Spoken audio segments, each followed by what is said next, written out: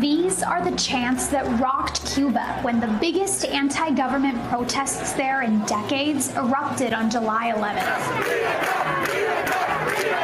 It's a rare sight on the island where public demonstrations of this scale against the ruling Communist Party rarely happen. There is no other point of comparison here. This was completely unprecedented.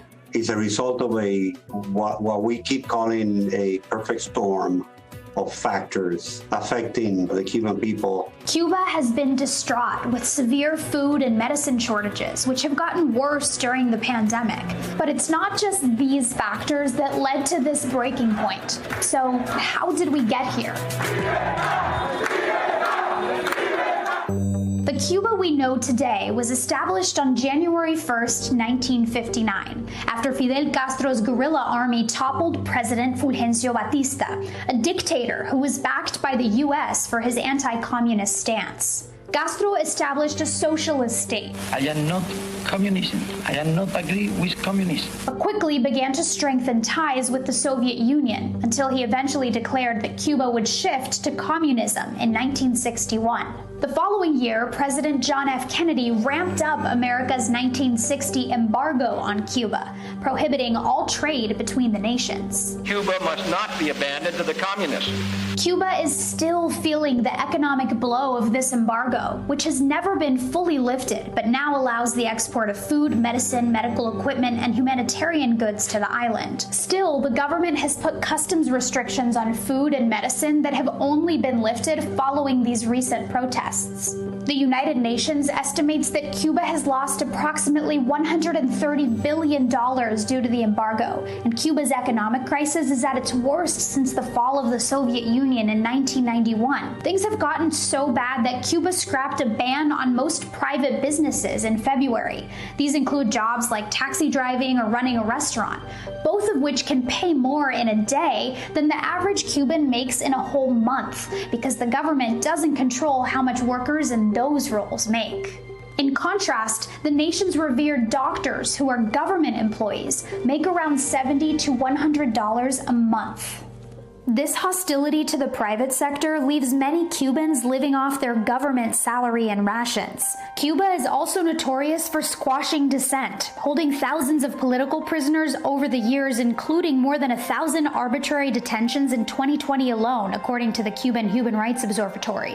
A fierce crackdown on freedom of expression against the government is another reason behind the mass exodus of Cubans to America. Approximately 1.4 million people have fled the island since 1959, notably to places like Miami.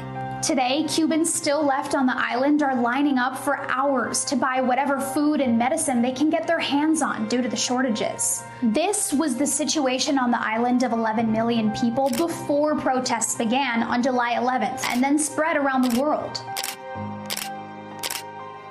As word of the protests spread on social media, Cuba shut down the only internet provider on the island. You have an increase connectivity between Cubans because there are more cell phones in Cuba. And that allowed Cubans to bypass the government monopoly of information. People saw what happened in one town and then went out into the streets, and then it went to another town. It was sort of a chain reaction. Cuba's government said the protests were financed by the U.S. and that Cuban Americans instigated the unrest on social media.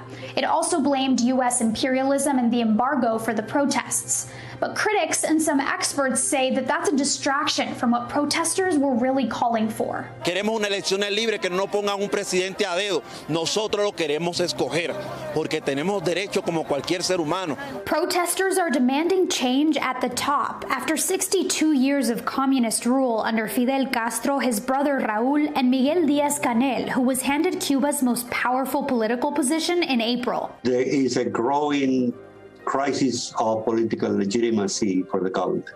You can earn your legitimacy by being a popular leader like Fidel Castro was, but the current leadership doesn't have that kind of legitimacy. They have not been elected. They are not heroes. Why should they obey them?